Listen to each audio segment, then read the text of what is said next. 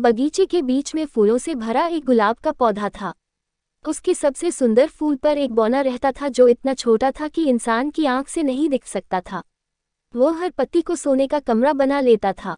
वो बहुत सुंदर और एक बच्चे जैसा प्यारा था। उसके कंधों से एड़ी तक सुंदर पंख थे। जहाँ वह सोता था वहाँ बड़ी खुशबूदार हवा होती थी। वहाँ की दीवारें बहुत साफ और पारदर्शी थीं, क्योंकि वे गुलाब की कोमल पत्तियों की थीं। छोटा बौना सारा दिन गर्म धूप में उड़ता रहता था। वह बगीचे के सब फूलों के पास जाता था, तितलियों की पीठ पर सवारी करता था। नींबू के पत्तों पर बनी सड़कों और रास्तों को गिनना उसका खेल था। वह जिन्हें सड़क और रास्ता कहता था वे पत्ते की नसें होती थीं, पर वह खुद इतना छोटा था कि वे उसे कभी खत्म न होने वाली सड़कें लगती थीं। उस दिन उसने ये काम देर में शुरू किया था और खत्म करने से पहले सूर्य डूब गया था। ठंड थी, ओस गिर रही थी, हवा चल रही थी। बौना जल्दी से जल्दी घर पहुंचना चाहता था, पर गुलाब रात के लिए बंद हो चुका था, इसलिए वह अंदर नहीं जा सकता था। वह पौधे के आसपास उड़ता रहा, पर एक भी फूल खिला हुआ नहीं था। बेचारा बौना डर गया। अब तक उसने अपने जीवन की हर रात गुलाब की पत्तियों में आराम से सोकर काटी थी। वह कभी भी अंधेरे में बाहर नहीं रहा था। वह बड़बड़ाने लगा, ओह, मैं मर जाऊंगा। बगीचे के आखिर में एक कुंज था जिसकी जाली पर एक बेल चढ़ी हुई थी। उसके फूल रंगीन बिगुल जैसे थे। बौने ने सोचा कि वह उनमें से एक के अंदर सो जाएगा। वह उस छायादार कोने की तरफ उड़ा, पर वहां कोई था। वे दो इंसान, एक सुंदर युवती और एक खूबसूरत युवक थे।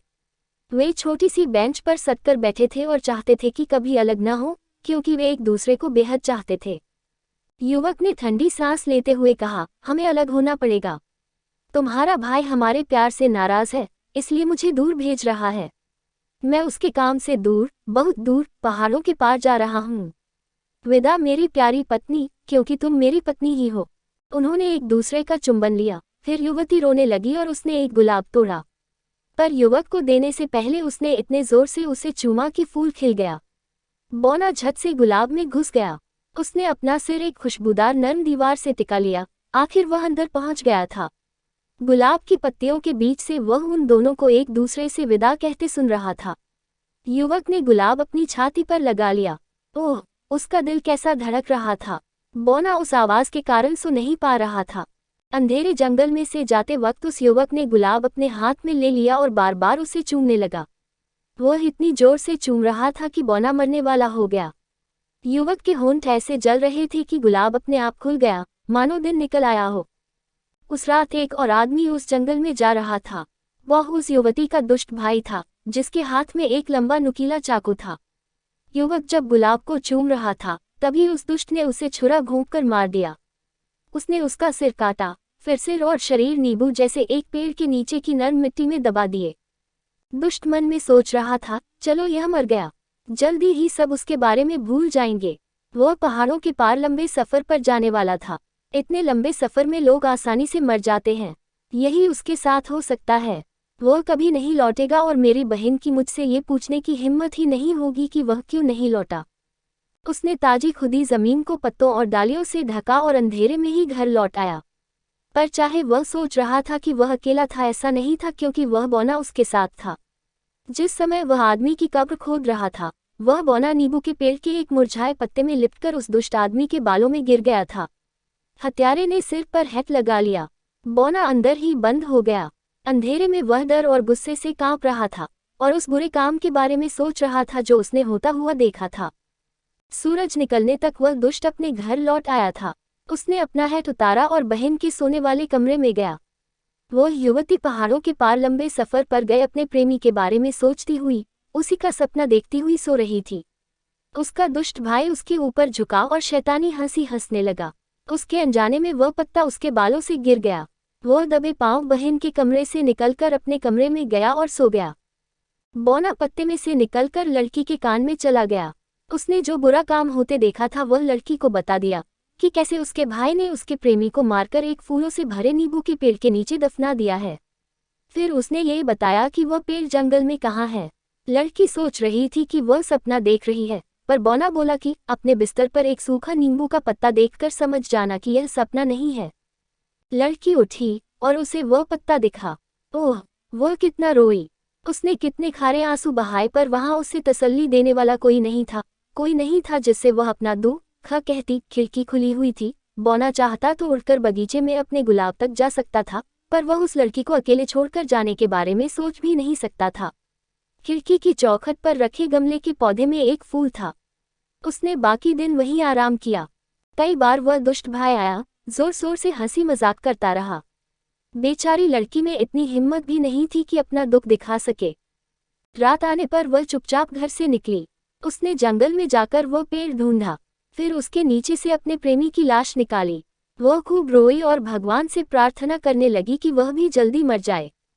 वह चाहती थी कि लाश को अपने साथ वापस ले जाकर अच्छी तरह दफना दे, पर वह ऐसा नहीं कर सकती थी। उसने उसका सिर अपने हाथों में उठाया, उसके ठंडे सफ़ेद होठों को चूमा, फिर उसके सुंदर बालों से मिट्टी झाड़ी। वह बोली, ये हमेशा मेरा रहेगा। उसने उसके मृत शरीर को फिर से दबाया और लौट गई। वह अपने हाथों में अपने प्रिय का सिर और नींबू के पेड़ के पास उगी चमेली की एक टहनी ले आई थी। लौटते ही उसने एक बड़े गमले में उस युवक के सिर को दबाया और ऊपर से चमेली की टहनी लगा दी। छोटे बौने ने फुसफुसाकर कहा, अलविदा। उस लड़की का दुख देखने से दुखी बौना उड़कर बगीचे में अपना गुलाब ढूंढने लगा। हरी टहनियों पर एक दो पत्तियां चिपकी थीं, फूल नहीं खिला था। ठंडी सांस भरते हुए बौना बोला, जल्दी ही सब सुंदर फूल मुरझाकर गायब हो जाएंगे।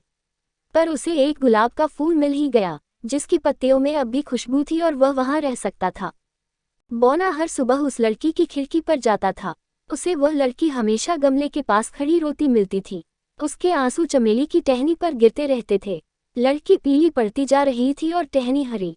उसमें नए नए पत्ते आ रहे थे और जल्दी ही सफ़ेद फूलों की कलियां निकल आईं। लड़की ने उन्हें चूम लिया।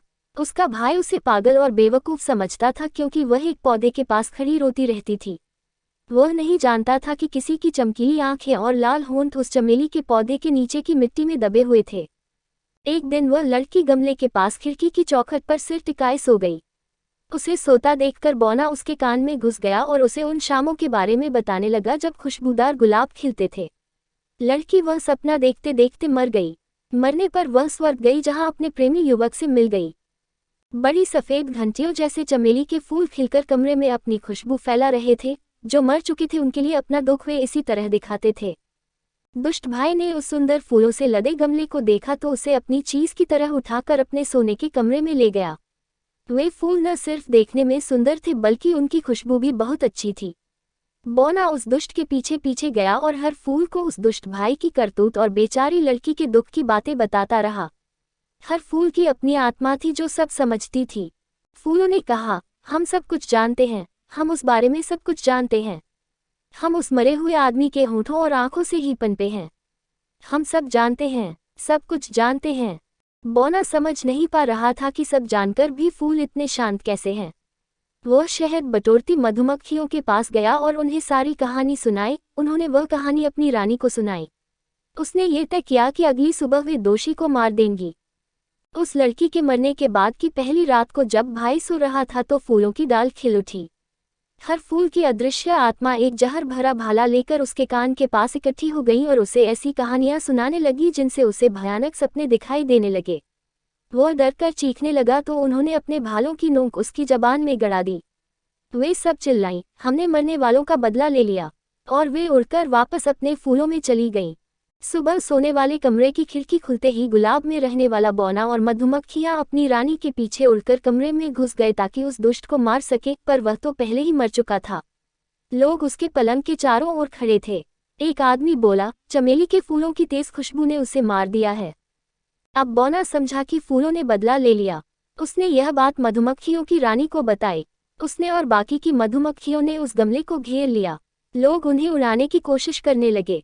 आखिर एक आदमी ने गमला उठाया ताकि बाहर रख दे। तभी एक मक्खी ने उसके हाथ में काट लिया। गमला जमीन पर गिरकर टूट गया। मिट्टी के बाहर गिरने पर एक सफ़ेद खोपड़ी भी निकल आई। सारे लोग डरकर उसे देखने लगे। तब वे समझ गए कि मरने वाला आदमी हत्यारा था। मधुमक्खियों की रानी गाना गाने लगी जिसमें फूलों के बदला लेने के अलावा ये भी बताया था कि बौना छोटे से छोटे पत्ते पर भी रह सकता है। वह बुराई का पर्दाफाश करके दुष्ट से बदला ले सकता है।